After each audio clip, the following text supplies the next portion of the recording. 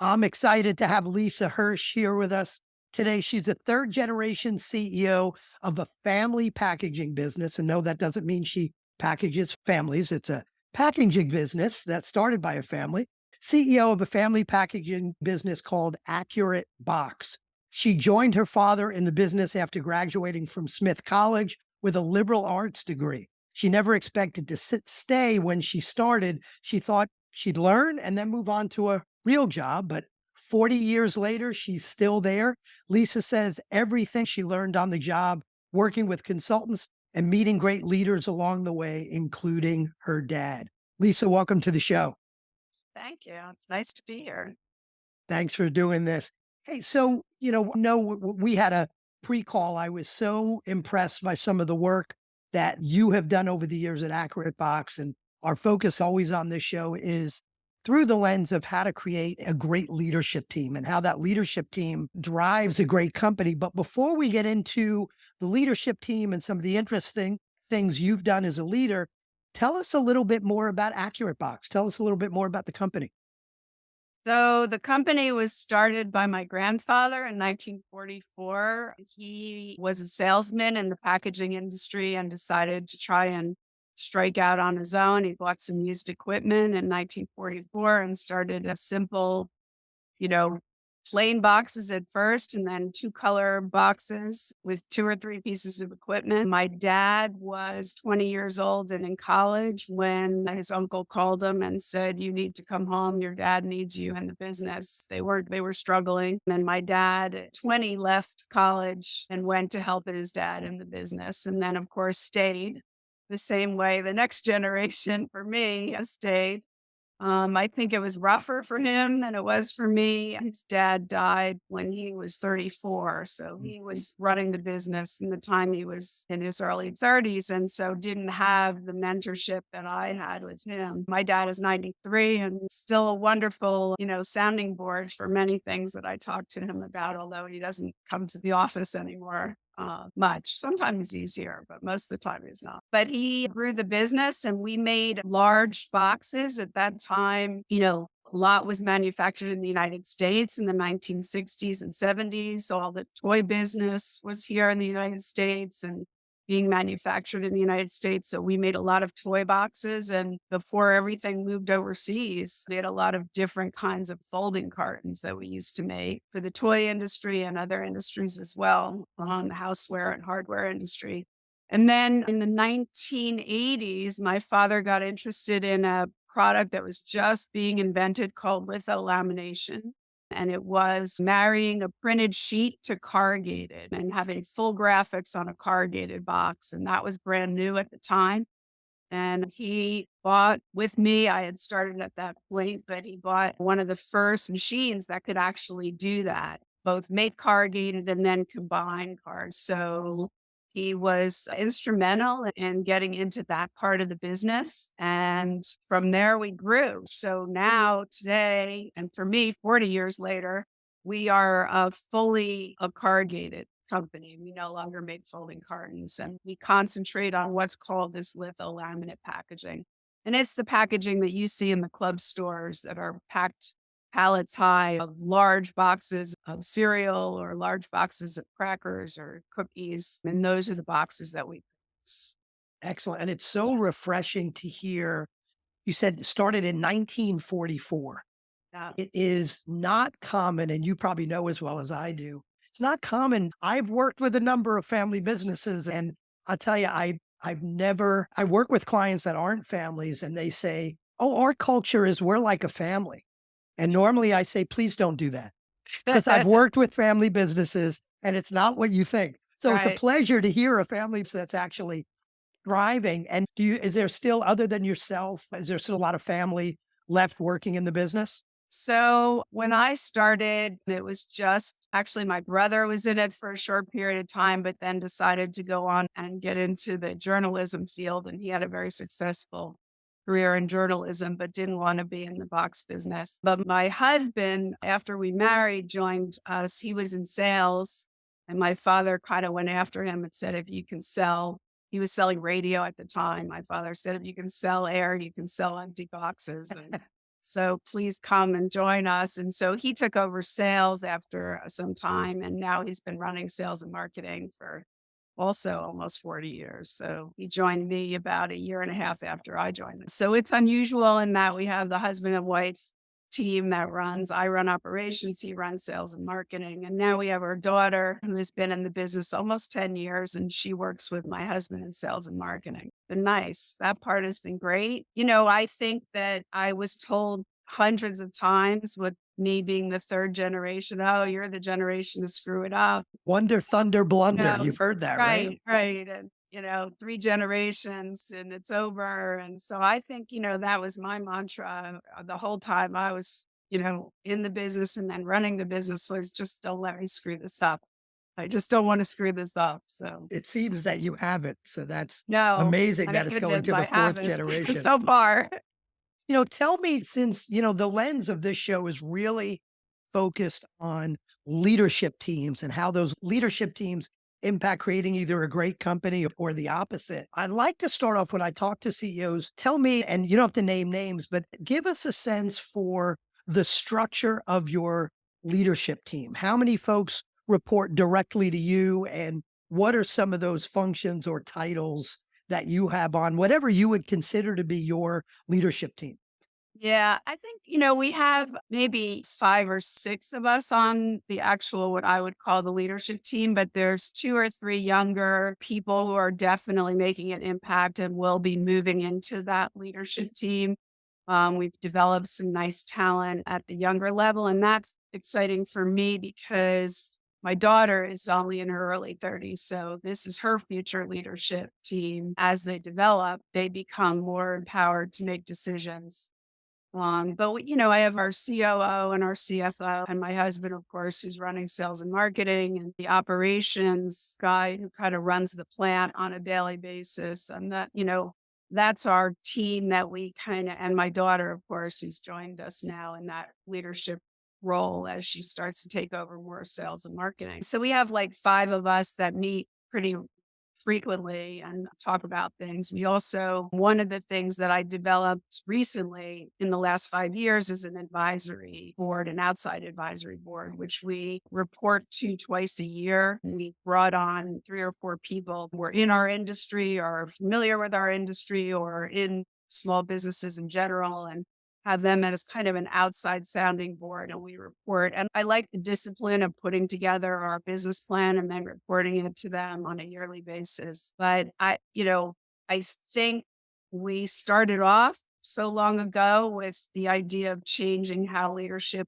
works. My father had a smaller company and so he wore all the hats and made all the decisions and he didn't have a lot of consulting. He had a banker he consulted with and an accountant he consulted with. And otherwise, he really was kind of on his own. And I think it was probably lonely for him. And one of the benefits that I had when I became president is, and my father encouraged this, was getting involved with the Young Presidents Organization, which for me was really terrific because I had an outside sounding board of people who were also running businesses at the time. We're now like, I think 23 years with almost the same group of my forum mates from the YPO. And it's really been life changing for me to have that sounding. I want to come back to two things. One, I want to come back to the advisory board, and because I think that's a really interesting, normally public companies, they certainly have their board, which is sometimes functional,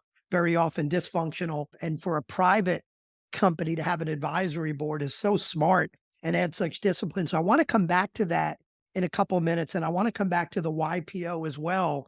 But if we look bigger picture, last time we talked, you had mentioned that the company over 10 years has grown about 3x, Yeah. right? So just so everyone knows, this is not, oh, it's third generation. She hasn't blundered yet, but she will. They're hanging on. Right. This is a company that's grown 3x over 10 years. Give us a sense, and the advisory board and YPO may be a part of this, but what do you attribute that to, that success over that period of time?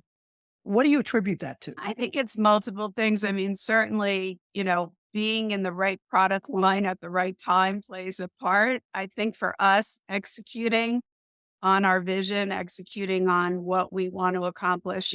We saw it in this last 3 years with COVID and the shortages of supply chain and all the supply chain issues. And, one of the things that I think is so interesting, like I have Kellogg's coming to visit us tonight and tomorrow. And we saw them a month ago. I went out to visit Kellogg's and they're one of our larger customers. And he said to me, I don't understand how you guys were able to do what you did during COVID and your bigger, much bigger competitors couldn't. And I think that comes back to executing on what we say we're going to do. And so if we say this is what we can deliver, we're going to deliver it. And if we say that our quality is going to be 99.98%, then that's what it's going to be. And so we execute on what we say we're going to do. And that's key to me on building our credibility and building our ability to go out to the customers and say, yeah, we can take care of you in a way that you're not used to being taken care of.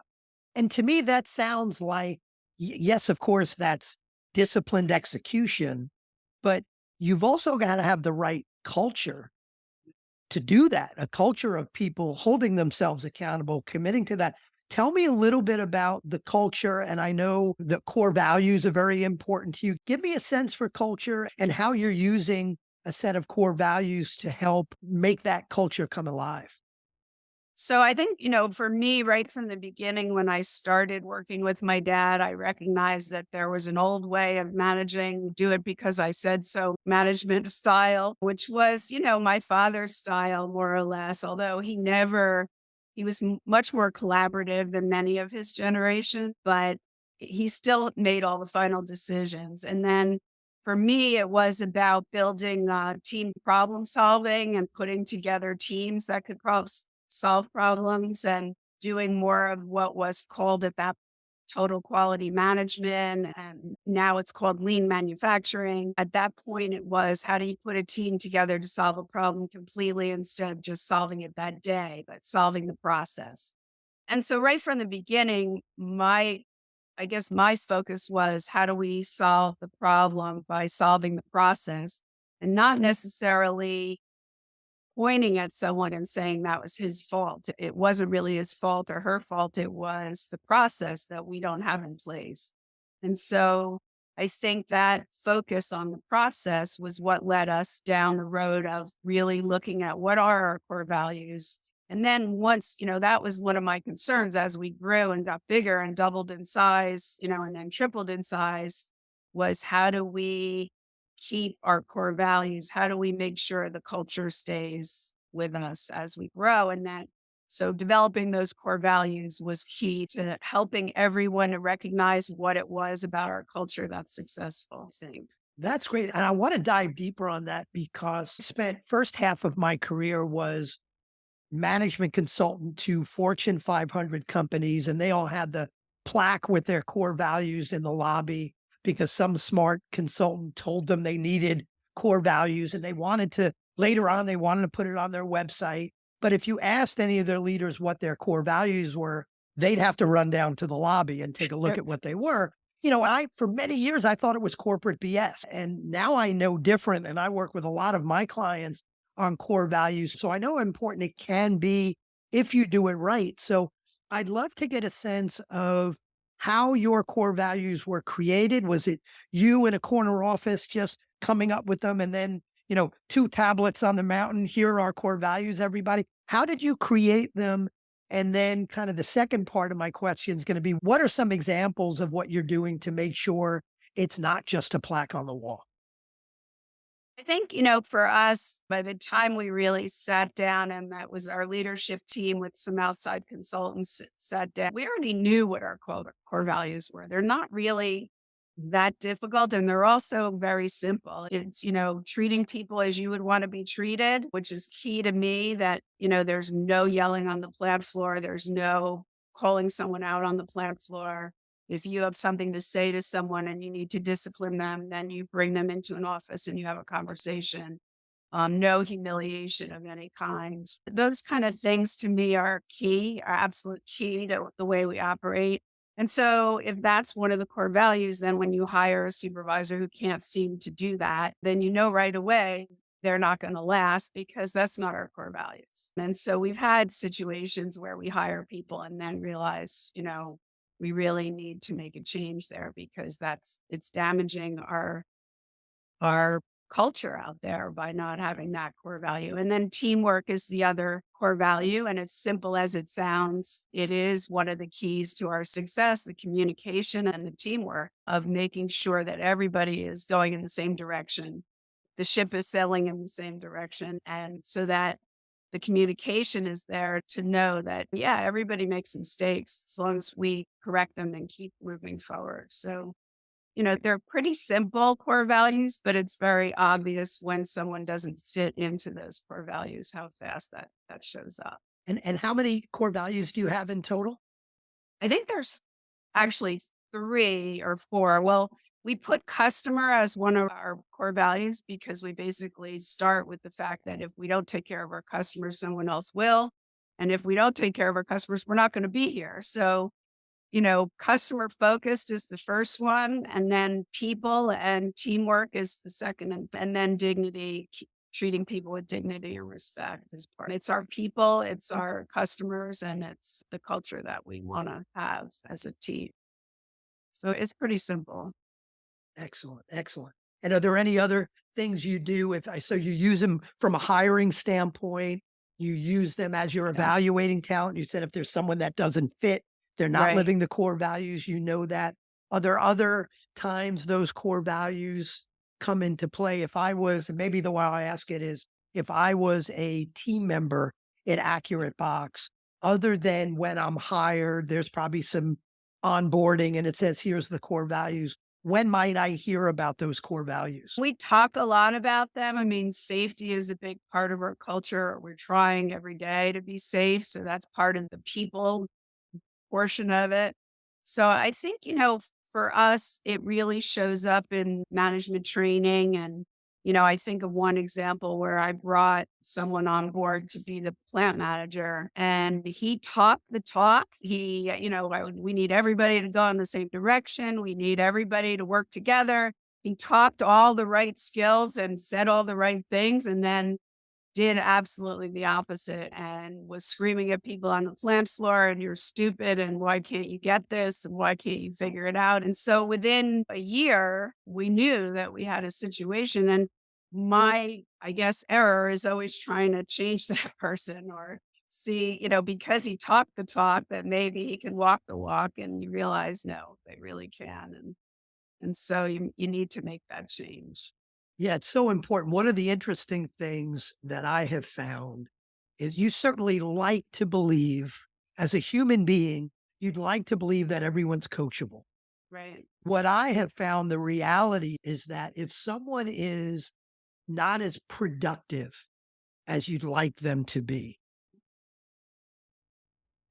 those folks, if they're living the core values and they care, but they're not as productive, those folks are typically coachable, either in that job or maybe you've got to change their role. But what I found is whether someone's productive or not, if they're not living your core values, it's very rarely a coachable situation because what I tell my clients is if someone's not living your core values, it doesn't mean they're bad people. Right. You've got someone who's just not about teamwork. They like sitting in the corner, getting their work done, leave me alone, then I go home. Doesn't mean they're bad people. They may be a genius. They're not bad people. They're just a bad fit for your organization. And I don't know if you found the same things, but I find coaching on productivity, not all the time, but you could sometimes make that work. Coaching on core values, that's successful a lot more rarely than we'd like to think. Yeah, and I do think that that does ring true. I'm always because I really feel like our core values are pretty simple. And so I'm always kind of surprised when there's not a fit. And, because you know what our core values were. We talked about it in the interviews, we talked about it. And so why is why was it such a mismatch? It doesn't happen often, but when it does, I'm always still surprised by it and disappointed. But, in the end, you have to really stick to that. And I think it does help to clarify things very quickly. If somebody doesn't fit that in the end, it's just not going to work. Um, Absolutely. So So let's go back. You mentioned earlier something that I think is really important and could be such an important learning for other leaders, other business owners out there. You talked about the support system and the fact that you talked about use your dad as an example. But I think all of us that are leaders, if we're not careful, leadership could be really lonely.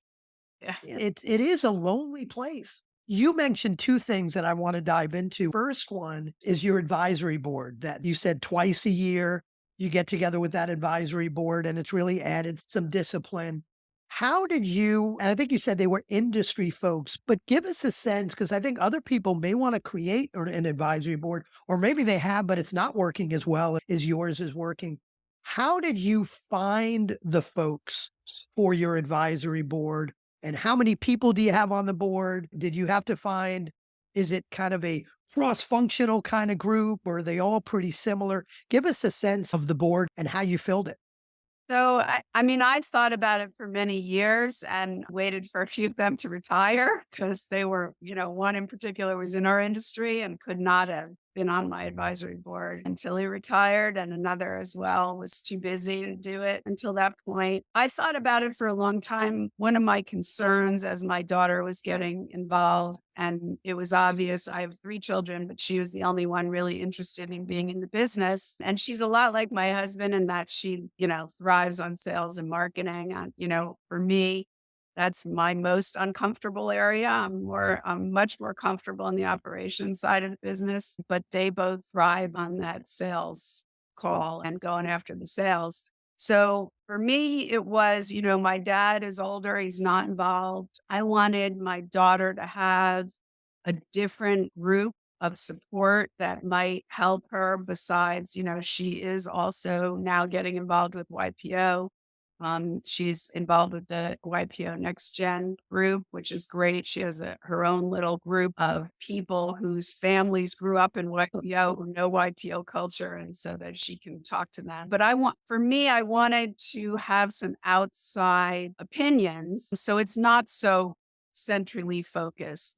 For our leadership team, we come to work every day. We're not remote. We're here on the factory floor. We have one plant, and so unless you get some outside consultants constantly coming in and saying, how come you're doing that? And questioning why you're doing that, it gets to be too, I don't know. I don't know. How would you put it? The word is slipping my mind, but Right. It's like, you're in a uh, vacuum, but that's not the word yeah, you're looking for. it's just every day we're making decisions among ourselves and there's no outside opinion about it. And I felt like it would be, and I was really careful to say this is an advisory board. This is not a board of directors. In the end, we make the decisions, but it's really nice to present to a sounding board and have them ask those questions. Why are you doing this? Why does that look like that? Why is that different than it was last year? What are you focusing on? When we were having some, frankly, too many safety accidents on the plant floor, that focus of you guys have to get this under control. This is a real catastrophic accident waiting to happen. And Um, tell me a little bit about again the types of folks. Was it all just hey, let's get a bunch of really smart people from our industry or similar industries? Was it hey, we should have a finance person on there, we should have a manufacturing person on there, we should have a marketing person? What did you think about as you were building that group? it was a little bit of that. So one of the advisory board members is a gentleman that we've known for 25 years that we met. He's a little older than me, but not much. And we met him. He ran factories for one of the major integrated paper companies. So he ran about 14 factories in the South. He's from Georgia. And I've known him for many years. We met when we started working together on a project for their company. It was Weyerhaeuser at the time. Weyerhaeuser was bought out by a bigger company called International Paper, and he ran a bunch of plants for them. So he's very aware of the plant floor. He's very aware of the culture of a plant floor and he's very focused on safety and building teams. And problem solving. And it was slightly different industry than what we're in, but not that different. So he was someone that I wanted because he has such a knowledge of the paper industry in general, and then the factory floor as well. And then another advisor was a dear friend who is an accountant who grew his own business to be very large. It was bought out by one of the major accounting firms, and he sold his very large accounting company to an even larger accounting company and then retired. And so his expertise is in really smaller businesses because that's what his clientele were. Businesses our size, or even smaller. And so he can look at the numbers in an instant and say, why didn't this say that? And why and that I thought was important. And then the third advisor that I picked was a guy who is a representative of the folding carton industry, who we've also known. He was a consultant and he still is. And he helped us to do our first business plan years ago, 25 years ago, when we did a yearly business plan. He helped us to do a 3 and 5 year window, the BHAG and, you know, big, hairy, audacious goal that we were setting. And when we started doing those business plans, we hit our goals every single year with him. So he was key because he knows our business well, but he also knows the industry in general. And then my sister, who kind of campaigned to be on the advisory board, she said, you don't have any family members. I think you should have a family member. And I said, okay, she's in charity development, and she runs a very big foundation for the Jewish Federation in New Jersey. And so she has a different skill set, but has brought a lot to the table. And for her, it's about helping to support her niece and support the family. And she's still a 10% owner of Accurate Box. So that was also good for her to be on our advisory board. So Love those that. are kind of our outside advisory members. And then our core group of managers, our key managers are all at the meeting. So we're about 12 or 14 people. I also asked my daughter, she's a product manager. She does not work in the business, our older daughter, to be in it because she has outside eyes, but also to support her sister. She's not interested in working in the family business, but she is going to have that as part of her legacy. So she also joins us when she can. There's been a few times she hasn't been able to join us, but she joins us as well. Love it. Love that. And you said it's twice a year meetings. And is it a couple of hours, half a day, full day? How long do you It's meet with day this? and a half, and we have dinner together the night of. We start at 8:30 on, go to 4 or 5 one day, and then we have dinner, and then we have a half a day the next day. And then we do an executive session as well, where we dismiss all of our hired guns or our hired people, and we talk among the family and the advisors, just the family, which is also helpful. And I think good for my daughter to have that as another avenue to talk about issues. Love it. Love it. I want to go back to something you talked earlier, which is YPO as well from a Mhm. support standpoint. And I've had some involvement with YPO and EO, so I'm very familiar with that. But I think that support's so important. Tell me a little bit about your experience with YPO and specifically how it's helped you as a leader. So I think, my father, we were a part of this independent carton group that is a bunch of folding carton companies, and they still are in existence, and we're still members of this group. And my father had become very friendly with a few of the other business owners of family run box businesses. And one of them in Chicago, Crane Carton's son, was a member of this YPO. And he and I spoke a lot in the beginning because he was just taking over his father's business, and I was kind of taking over a leadership in my father's business. So we would talk. We're in similar businesses. And he said, Lisa, you have to in this YPO. I had never heard of it. And my father said, oh, yeah, I wish I had joined that when I was your age. It would be a good thing. You should pursue it. And so at 38, when I became president of this company, I joined the New Jersey chapter. And it was to me a great organization because there were a lot of different businesses, and some of them were family run and some were people who ran big businesses. But the best part of YPO is this group called the Forum, which is a group of we have 10 members, but a group of about 6, 7 to 10, 11 members that meet once a month. And there's strict protocols on how you speak with each other and talk to each other. We used to meet in person. Now everything's on Zoom since COVID. But I started with that group 22, 23 years ago, and there were all different kinds of businesses in it. What's unique about the forum for YPO is it's a very confidential group of people you can talk to about anything, and you don't have to worry about anything getting out of that group. Confidentiality is very strict, but also they have no agenda. You know, the one thing you have as a leader is when you talk to your accountant, there's an agenda. When you talk to your banker, there's an agenda. When you talk to your CFO, he has his own agenda. I mean, you could say that he's there to support your business, but even in the way they think, there's an agenda behind that. Whereas with YPO, you have people who have no stake in your business. There's no, they're not going to benefit by anything they tell you. So they can be brutally honest and tell you, no, that makes no sense, or yes, keep going in this direction. And you can have a sounding board that's very valuable because some of them have been through the same things that you are going. So when it came to personnel issues or insurance issues or things that were going on in my business, I got some very sound advice from my YPO group, which really helped me to run the business.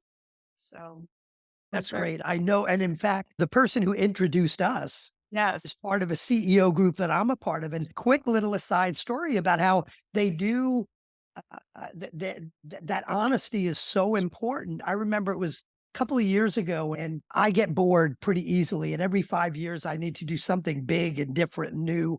The podcast is the newest one for me. But I remember it was a few years ago and I was trying to figure out what was next. Business was going well, but I was trying to figure out what was next. And I decided that maybe I would go back to school and get my master's and maybe even a PhD in organizational psychology. Wow. And I brought that to the CEO group. And Darren, who's the one who Yep. introduced us, said, he's asking me these great questions. And his final question was, he says, wait a minute. So you're going to spend all that money and all that time going back to school to get your master's because you're bored. And I went, huh. When you say it, it sounds really dumb. And I didn't do it. So thank you to Darren for that. And thank you to Darren for introducing us. But Right. it's so important to have that support system. And I guess the last thing I want to ask you about, speaking of support systems, is so many businesses struggle with succession planning. Right. And as you know, it's not always assumed that the next generation is going to run the business. And in your case, you are, but you mentioned a few things you're doing to get your daughter ready for that next piece. And the advisory board is part of it. What else that we haven't talked about are you doing to help with that next generation? I worry a lot. She's got really young kids and she's young. And so I worry about her taking on too much too quickly. One of the things that I had the privilege of is working with my dad for a very long time. I was, working with him for 15 years before I became the president. And I think that's really important. I think one of the mistakes that family businesses make, 3 years, a kid can work for their father and then they're suddenly president, and I think it takes a much longer time to develop their skill set to be able to become a leader. Plus, it's really important for everybody in the company to see them develop so that they have trust in that person. That person can make the decisions that need to be made.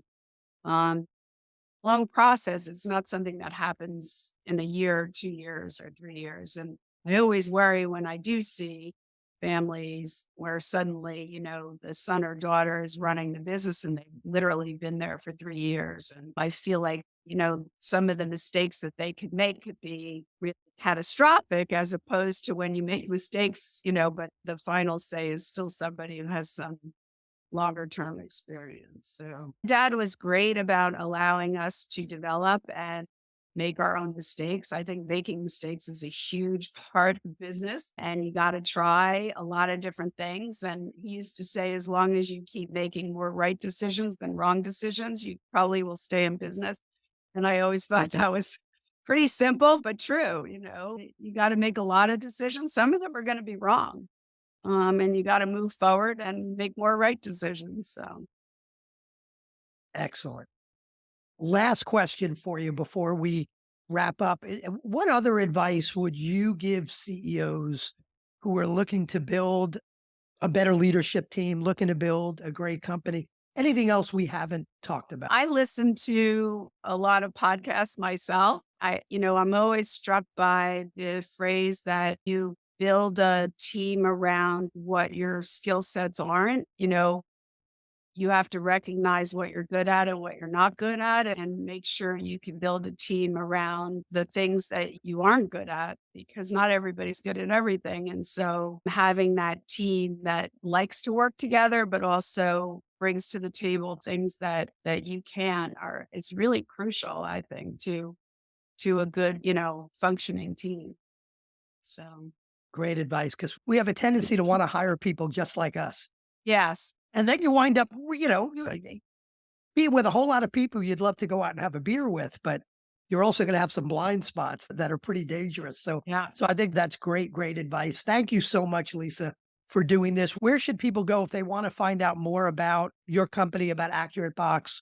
Where should they go? So we have a website, accuratebox.com, and that tells you pretty much everything you want to know, including a history and everything that we produce. And I think we're on Instagram and LinkedIn and all of those other connections that my daughter works on that I don't. So we're on all of those as well under accuratebox.com.